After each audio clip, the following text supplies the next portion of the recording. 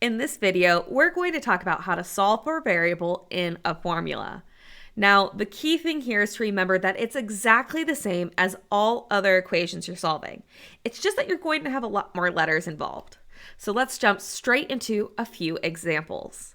Our first one is the volume equation for a rectangular prism or box.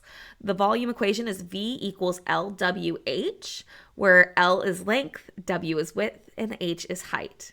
In this case, we want to solve for H in the equation.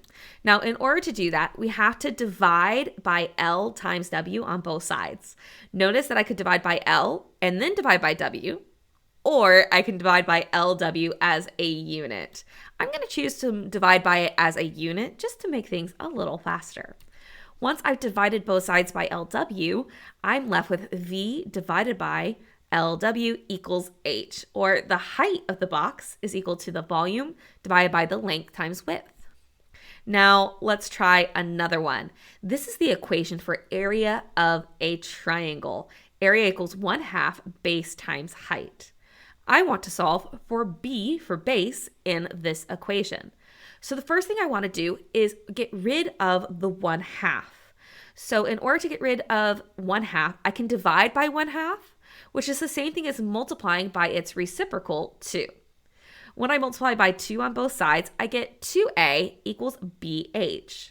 Now, to finish solving for the base, I will divide by h on both sides. So now 2a divided by h equals b, and that's how I solved for that variable. Let's try one more. In this one, I have 3x minus 4y equals 12, and I want to solve for x. So to do that, I'm going to get everything away from it, right? So since it's minus 4y in the equation, I will add 4y to both sides to move it to the other side.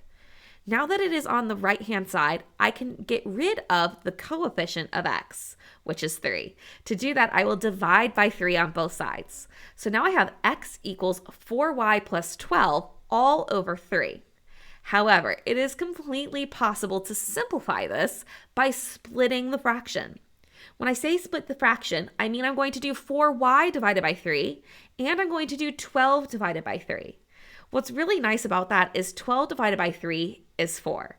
So this equation comes out to be x equals 4/3 y plus 4 once you've simplified. Doesn't that look better?